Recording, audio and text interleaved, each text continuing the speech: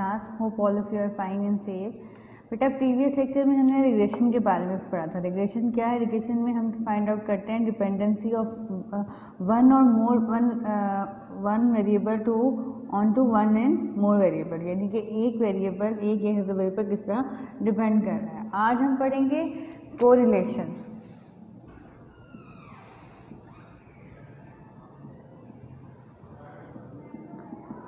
Correlation में क्या है? कोरिलेशन में हम major of closeness find out करते हैं, यानी कि एक वेरिएबल दूसरे वेरिएबल के कितने करीब है. हम दो वेरिएबल के दरमियान क्लोजनेस फाइंड आउट करते हैं. बहुत सारी एग्जांपल हैं इसके लिए, जैसे कि an increase in rainfall is to some extent increase in the yield of crop, यानी कि जैसे जैसे बारिश जो है, बारिश का अमाउंट ऑफ रेनफॉल हमारा बढ़ता जाता है, वैसे वैसे फसलों की ग्रोथ जो है वो अच्छी होती जाती है. फिर height and weight of the children, जैसे जैसे बच्चे ग्रोन अप होते हैं उनकी हाइट बढ़ती है, उसी तरह उनका वेट भी बढ़ता जाता है. Ages of husband and ages of wife at the time of their marriage, husband की एज और वाइफ की age time of the marriage कितनी ज़रूरी है. अगर एक पर्सन है वो एट द एज ऑफ 20 शादी करता है तो ऑब्वियसली जो लड़की होगी वो भी कितनी इसके करीब एज होगी, यानी कि ये नहीं होगा कि 50 ईयर्स की हो. ठीक है.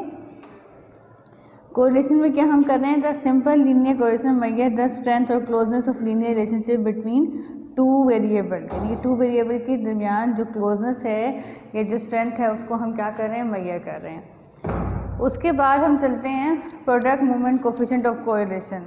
A numerical measure of strength in a linear relationship between any two variable, कौन से variable x and y, is called the Pearson product moment correlation coefficient. और उसका फार्मूला क्या होता है? r is equal to x minus x bar y minus y bar divided by summation x minus x bar y minus y bar square. इसके correlation के बहुत सारे फार्मूले हैं. n summation x y minus summation x summation y divided by n summation x square minus summation x whole square into n summation y square minus summation y whole square and taking square root. ये हमारे पास क्या है? Product moment coefficient of correlation का formula है, जिससे हम क्या करते हैं? Measure of closeness find out करते हैं. इसमें भी हमने क्या टू वेरिएबल्स के दरमियान कर रहे हैं. रिग्रेशन भी हमने टू वेरिएबल्स के दरमियान पढ़ी थी. रिग्रेशन में हमने क्या पढ़ी थी? डिपेंडेंसी पढ़ी थी. रिग्रेशन में जो डिपेंडेंट वेरिएबल था वो हमारे पास क्या था? रैंडम वेरिएबल था, और जो इंडिपेंडेंट वेरिएबल था वो नॉन रैंडम वेरिएबल था. लेकिन इसमें जो दोनों वेरिएबल है हमारे पास वो रैंडम वेरिएबल है. नाउ आगे हम पढ़ते हैं कि कोरिलेशन की क्या क्या टाइप होती हैं. हमारा कोरिलेशन जो है हमारे पास एक प्योर नंबर है.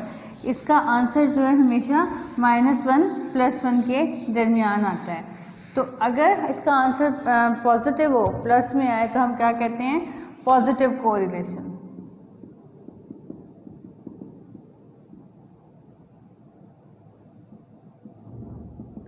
अगर इसका आंसर पॉजिटिव हो तो पॉजिटिव कोरिलेशन होगा.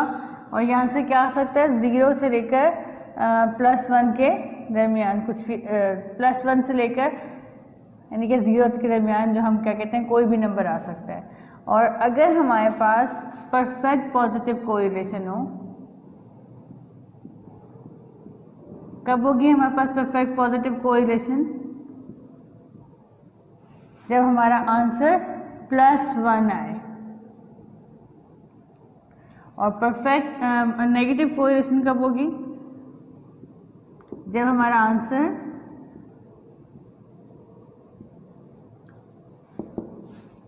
नेगेटिव कोरिलेशन कब होगी? जब हमारा आंसर 0 से -1 तक हो. तब हम क्या कहेंगे? हमारे पास क्या है? कोरिलेशन क्या है? नेगेटिव कोरिलेशन है. और अगर हमारे पास आंसर -1 होगा तो हम कहेंगे परफेक्ट नेगेटिव कोरिलेशन है. The correlation is said to be perfect positive, directly positive, direct or positive if two variable tend to move in the same direction. Positive question कब हुई, जब हमारे पास टू वेरिएबल्स जो हैं वो सेम डायरेक्शन में move कर रहे हैं, और उसका आंसर जब आएगा तो उससे भी हम पहचान सकते हैं उसका आंसर पॉजिटिव में होगा. और नेगेटिव परफेक्ट पॉजिटिव होगा जब आंसर क्या है +1 आए.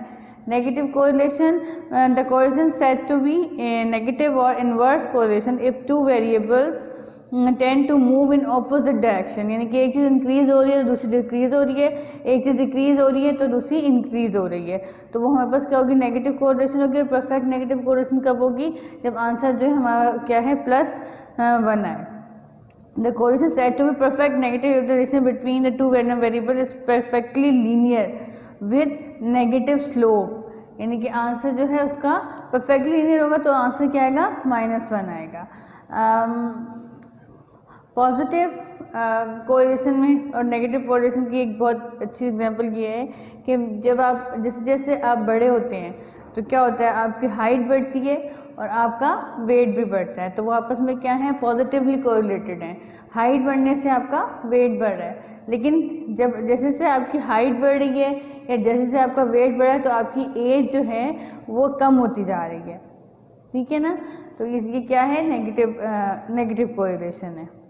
बारिश ज़्यादा होगी, फसलें अच्छी होंगी, पॉजिटिव कोरिलेशन हो गई. नेगेटिव कोरिलेशन यानी कि एक चीज़ अगर किसी चीज़ की प्राइसेस ज़्यादा हो जाती हैं तो उसकी क्या होती है, उसकी डिमांड कम हो जाती है, तो क्या है प्राइसेस बनने से क्या है डिमांड कम हुई, तो ये क्या हो गई नेगेटिव कोरिलेशन हो गई. Now we will solve one question. Before that I will tell you what is the no correlation. अगर हमारा आंसर 0 में आ जाएगा ना बेटा, it's mean there is no correlation between two variable. If the change in one variable does not affect the other variable, तो क्या होता है, then there will be no correlation. और mathematically हम क्या कहेंगे, if answer is 0 then it's said that there is no correlation. Suppose जितनी मर्जी गर्मी से कम हो चाहे ज़्यादा हो, बनानास की सेल पे इसका कोई इफेक्ट नहीं पड़ता, तो क्या है एटमॉस्फेयर में और बनाना की सेल में आपस में कोई कोरिलेशन नहीं पाया जाता. प्रॉपर्टीज़ करते हैं. तो simple coefficient coefficient has the following properties हमारे पास वो होल्ड करती हैं. फर्स्ट क्या है कि इसका आंसर जैसा कि मैंने आपको अभी बताया +1 और -1 के दरमियान आता है. आंसर क्या होता है इसका -1 अप टू +1. इसका आंसर हमेशा -1 +1 के दरमियान आता है. इसीलिए हम कह सकते हैं कि कोरिलेशन जो है एक प्योर नंबर है और it does not depend on the unit of measurement. हम किसी भी मेजरमेंट में डाटा कलेक्ट कर रहे हैं, आंसर उसका -1 +1 के दरमियान ही आएगा. फिर मैं कहती हूँ R जो है वो सिमेट्रिकल है with respect to its variable x and y. R जो है हमारे पास कोरिलेशन कोफिशिएंट वो क्या है सिमेट्रिकल है with respect to its variable x and y. यानी कि R हम x on y find out करें या R y on x find out करें, आंसर क्या होगा सेम होगा. फिर द कोरिलेशन कोफिशिएंट जो है इंडिपेंडेंट है change of origin and change of scale से. यानी कि हम अगर इसका ओरिजिन चेंज करें यानी कि डाटा में कुछ चीज़ प्लस माइनस करें या उसका स्केल चेंज करें, कुछ चीज़ मल्टीप्लाई डिवाइड करें, तो हमारे आंसर पे कोई फ़र्क नहीं पड़ता क्योंकि ये एक प्योर नंबर है. उसका आंसर हमेशा -1 और +1 के दरमियान ही रहता है. फिर जो कोरिलेशन कोफिशिएंट है वो ज्योमेट्रिक मीन है टू रिग्रेशन कोफिशिएंट के. रिग्रेशन कोफिशिएंट कौन सा है, BY ऑन x या BX ऑन y. इनको मल्टीप्लाई करके इसका स्क्वायर रूट लेंगे तो हमारे पास कोरिलेशन कोफिशिएंट आ जाएगा उसी सेम डाटा का. यानी कि एक डाटा पे हमने रिग्रेशन अप्लाई की, उसके दोनों रिग्रेशन कोफिशिएंट फाइंड आउट किए BX on y and BY on x, उनको मल्टीप्लाई किया तो हमारे पास कोरिलेशन कोफिशिएंट का आंसर आ गया. जैसे कि मैंने आपको बताया इसके बहुत सारे फार्मूले हैं, आप किसी भी फार्मूले से आंसर सॉल्व कर सकते हैं, आंसर जो है वो सेम ही आएगा. यहाँ पे मैं एक डाटा लेती हूँ. The following are the measurement of height and weight of 8 man. ये मेजरमेंट है, हाइट है और वेट है. हाइट को हमने x का नाम दिया, वेट को हमने y का नाम दिया. हाइट क्या है मेरे पास 78, 89, 97,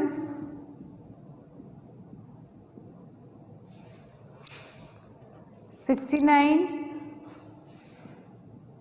59, 79, 68 एंड 61। नाउ वेट क्या क्या है 125, 137, 156, 112, 107, 136, 123 एंड 104। हमने क्या फाइंड आउट करना है, हमने कैलकुलेट करना है correlation coefficient between height and weight of either man by using the deviation from there mean. First हमने ये करना है, क्या है, हमने क्या फाइंड आउट करना है, हम x माइनस एक्स बार वाले फॉर्मूले से कर रहे हैं, तो क्या करेंगे x minus x bar, y minus y बार, फिर x minus x bar, y minus y बार का हम मल्टीप्लिकेशन ले लेंगे। पहले क्या किया हमने, यहाँ पर x बार फाइंड आउट किया, summation x over n। Summation x हमने कितना है हमारे पास, हम यहाँ पे सम लिख लेते हैं 600, और समेशन y क्या है 1000। तो समेशन x ओवर n हमने फाइंड आउट किया, हमारे पास क्या आया 600 बाय नंबर ऑफ वैल्यूज कितनी है 8 है, तो ये हमारे पास आ जाएगा 75, और y बार हम फाइंड आउट करेंगे, समेशन y ओवर n क्या आ जाएगा 1000 डिवाइडेड बाय 8, और उसका y बार का आंसर आएगा हमारे पास 125। अब x माइनस एक्स बार करना है, यानी कि x माइनस 75, हर x को 75 में से माइनस कर लेंगे, y माइनस वाई बार करना है, y माइनस 125। इसके आंसर आते हैं 3x से हम माइनस कर रहे हैं 78 minus 75 3, 89 minus 75 14, 22 minus 6 minus 16 4 7 and minus 14, और इसका सम हमेशा x माइनस एक्स बार का सम 0 होता है। y माइनस वाई बार फाइंड आउट करें, 125 है, 125 minus 125 0, 137 minus 125 12, 31 minus 13 minus 18 11 minus 92 minus 21, और इसका सम भी क्या आया 0 आ गया। Now x minus x bar y minus y बार हमने फाइंड आउट करना है, और हमने फाइंड आउट करना है x minus x bar square y minus y bar square. x minus x बार उनको मल्टीप्लाई करें 0, फिर मल्टीप्लाई किया 168 682, आप लोग खुद कैलकुलेट किएगा 78 288 44 14 एंड 294, और इसका टोटल आता है हमारे पास 1568। नाउ x माइनस एक्स बार किया 3 3 9 14 14 196 484 36 256 16 49 196, और इसका टोटल आता है हमारे पास 1242। ऐसे ही y माइनस वाई बार कर 0 का किया 0, 168 682 144 961 189 324 121 4 एंड 144, और इसका टोटल आता है मेरे पास 2164। ये तो सारी टेबल थी जो हमने इसके लिए कंस्ट्रक्ट कर ली। नाउ हमने क्या फाइंड आउट करना है, कोरिलेशन फाइंड आउट करना है। कैसे फाइंड आउट करना है, मैंने आपको बताया था आर क्या है, एक्स वाई क्या हो जाएगा, summation x minus x bar summation y minus y bar, sorry summation नहीं आएगा, y minus y bar divided by under n summation x minus x bar square summation y minus y bar square. अब हमारे पास इसका क्या सम आया, 1568 divided by इसका सम क्या आया, दोनों का हम लेंगे 1242 इंटू 2164 और हम इसको सॉल्व करें तो हमारा आंसर आता है 0.956, यानी कि हमारे पास जो बता रहा है कि दोनों के दरमियान जो है हाइट और वेट के दरमियान पॉजिटिव, हाईली पॉजिटिव कोरिलेशन है, परफेक्ट पॉजिटिव नहीं है। अगर इसका आंसर एग्जैक्ट 1 आता तो परफेक्ट पॉजिटिव कोरिलेशन होता है, लीनियर रिलेशनशिप होता, लेकिन यहाँ पे रिलेशनशिप क्या है, लीनियर नहीं है। उसकी वजह ये है कि ड्यू टू अदर फैक्टर्स आपकी समटाइम ऐसा होता है किसी की हाइट ज़्यादा हो जाती है, वेट उस हिसाब से वो नहीं इंक्रीज़ करता, या किसी का वेट इंक्रीज हो जाता है, हाइट उस हिसाब से इंक्रीज़ नहीं होती। तो इसका मतलब है कि इनके दरमियान पॉजिटिव कोरिलेशन तो है लेकिन परफेक्ट पॉजिटिव कोरिलेशन नहीं है। दैट्स ऑल क्लास, ये हमने कोरिलेशन का अपना टॉपिक ख़त्म किया। इंशाल्लाह नेक्स्ट में हम टेस्टिंग ऑफ हाइपोथेसिस पढ़ेंगे। अल्लाह हाफ़िज़।